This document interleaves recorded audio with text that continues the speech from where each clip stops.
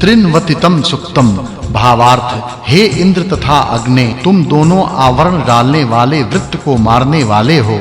तुम दोनों इस नए स्तोत्र का सेवन करो और उन्नति की कामना करने वालों को तुम अन्न, बल तथा सामर्थ्य दो। भावार्थ, इंद्र एवं अग्नि दोनों साथ-साथ बढ़ने वाले होने के कारण प्रभावशाली हैं और धन तथा अन्न को अपने पास रखने वाले हैं एवं शत्रु विनाशक हैं। इसी प्रकार जो एक दूसरे को सहकार देकर बढ़ाते हैं वे प्रभावशाली होते हैं, धन धान्य से युक्त होते हैं तथा सामर्थ्य से युक्त होने के कारण शत्रु विनाशक होते हैं। भावार्थ, बलशाली ज्ञानी तथा बुद्धि को उत्कृष्ट बनाने की कामना से स्पर्धा क्षेत्र में जाते हैं तथा वहां अपनी बुद्धि को प्रकट करते हैं।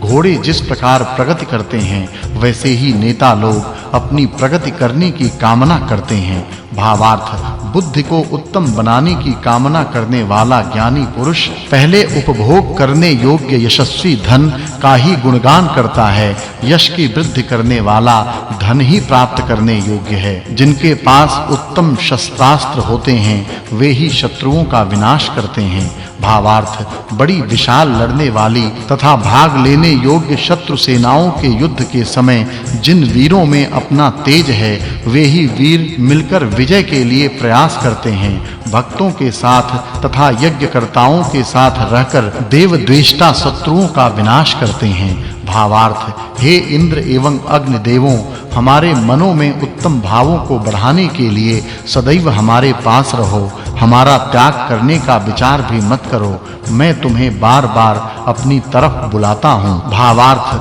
हम अग्नि देव की प्रतिदिन पूजा करें तथा मित्र इंद्र वरुण की भी स्तुति करें ताकि हमने जो अपराध किया हो उससे हम मुक्त होकर सुखी हों। अर्यमा तथा अदिति भी हमें अपराधों से मुक्त करें, हम निर्दोष होकर आचरण करें। भावार्थ, हम सदैव ही अनेक प्रकार का यज्ञ करने वाले हों। इंद्र, विष्णु आदि देव हमारा परित्याग न करें बल्कि अपने कल्याणकारी साधनों से हमारी सदैव रक्षा किया करें। चतुर्नवतितम सुक्तम। भावार्थ, हे इंद्र एवं अग्नि, यह प्रथम स्तुति इस मननशील ज्ञानी ऋषि के मुंह से प्रकट हुई है, इसलिए तुम इन स्तुतियों को स्वीकार करो। भावार्थ, हे इंद्र एवं अग्नि, तुम दोनों स्तोताओं की प्रार्थना सुनो, उनके वचन सुनो। तुम दोनों स्वामी हो, इसलिए बुद्धि पूर्वक किए गए कार्यों को सफल बनाओ। भावार्थ, हे इंद्र एवं अग्नि, हमारे पाप के दंड स्वरूप हमारा पराभव करने के लिए हमें ऐसे लोगों के अधीन मत करो जो हमारी निंदा करता हो। अर्थात हे प्रभु, तुम यदि हमारा पराभव करना चाहते भी हो तो हमें ऐसे लोगों के वश में करो जो सज्जन हों।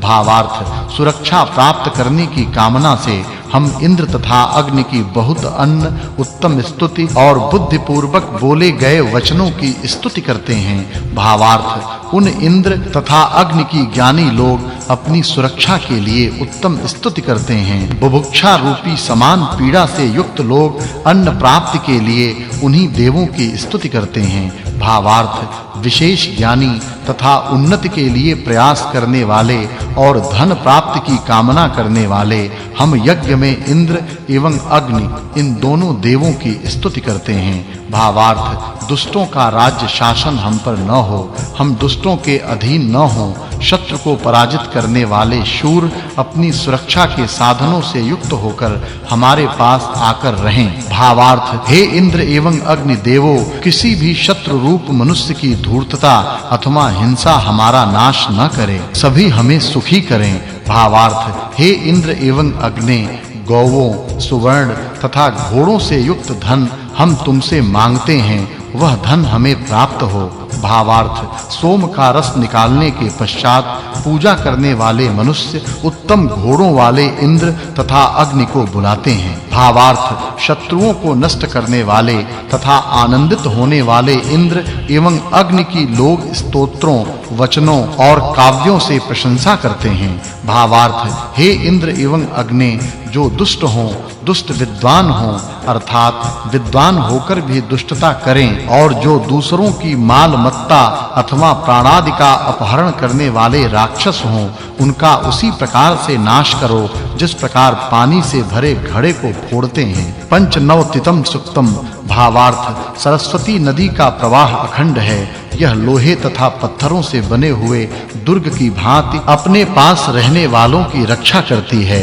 जिस प्रकार कोई सारथी मार्ग के पत्थरों तथा गड्ढों को दूर करके सरल मार्ग से रथों को ले जाता है, उसी प्रकार यह सरस्वती नदी अपने प्रवाह के वेग से मार्ग को काटती हुई बीच की बाधाओं को दूर करती हुई जाती है। इसी प्रकार मनुष्य को चाहिए कि वह बाधाओं को दूर करके आगे बढ़ता जाए। भावार्थ सरस्वती नदी सब नदियों में सर्वाधिक शुद्ध है। यह नदी पहाड़ से निकलकर सागर में मिलती है। इसकी दौड़ को देखकर ऐसा लगता है जैसे यह कोई चेतनावान प्राणी हो।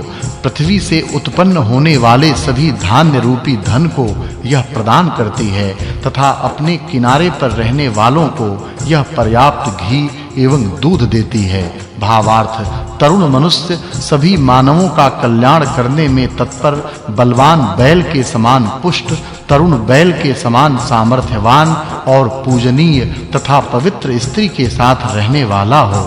जो सब प्रकार से पुष्ट होता है, वह उत्तम, बलवान तथा वीर पुत्र उत्पन्न करता है। ऐसा तरुण अंदर और बाहर से शुद्ध रहे। भावार्थ सरस्वती नदी के किनारे पर उपासना करने वाले लोग घुटने टेक कर नमस्कार करते हुए स्तुति, प्रार्थना तथा उपासना करते हैं। सरस्वती नदी उत्तम भाग्य देने वाली है। योग्य धन धान्य होने से एक दूसरे के साथ प्रेम भाव से रहने वालों के लिए उच्चतर अवस्था देने वाली यह नदी है। भावार्थ हे सरस्वती नदी, हम तेरी सेवा करके तुझसे ज्यादा धान्य प्राप्त करें। यदि नदी की सेवा की जाएगी और उसकी अच्छी प्रकार से रक्षा की जाएगी तो उसके जल का अधिक लाभ उठाया जा सकेगा। उस स्थिति में पक्षी जिस प्रकार वृक्ष के आश्रय से रहते हैं, उसी प्रकार मनुष्य नदी के आश्रय से रह सकते हैं। भावार्थ ज्ञानी लोग नदी के किनारे यज्ञ की रचना करते थे। प्राचीन ऋषि सरस्वती नदी के किनारे यज्ञों का अनुष्ठान करते थे।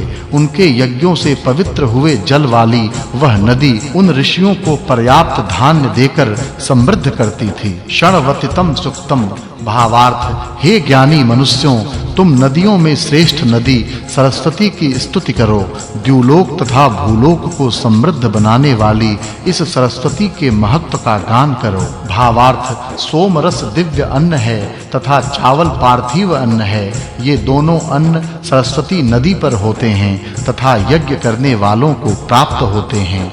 नागरिक पूर्वोक्त दोनों प्रकार के अन्नों को प्राप्त करते हैं। इस प्रकार सरस्वती नदी सभी लोगों का संरक्षण करने वाली है।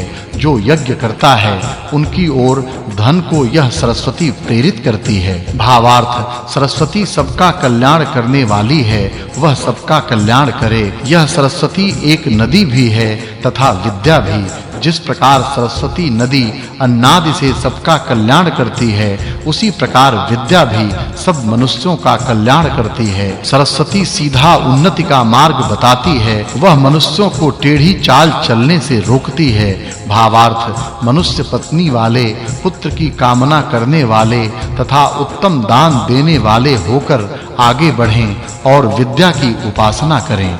भावार्थ सरस्वान का अर्थ समुद्र तथा महाज्ञानी दोनों ही है। विद्या की नदियां उस महाज्ञानी के हृदय में आकर मिलती हैं। उसके हृदय में जो उर्मियां हैं, वह उर्मियां मधुरिमा को प्रकट करने वाली तथा घी की भांति स्नेह को फैलाने वाली होती हैं। विद्या के समुद्र महाज्ञानी के यही कर्तव्य हैं। भावार्थ समुद्र, महाज्ञानी एवं मेघ ये तीनों सरस्वान हैं। इसका स्तन वर्षा करने वाला मेघ तथा ज्ञान रस को प्रवाहित करने वाला उस महाज्ञान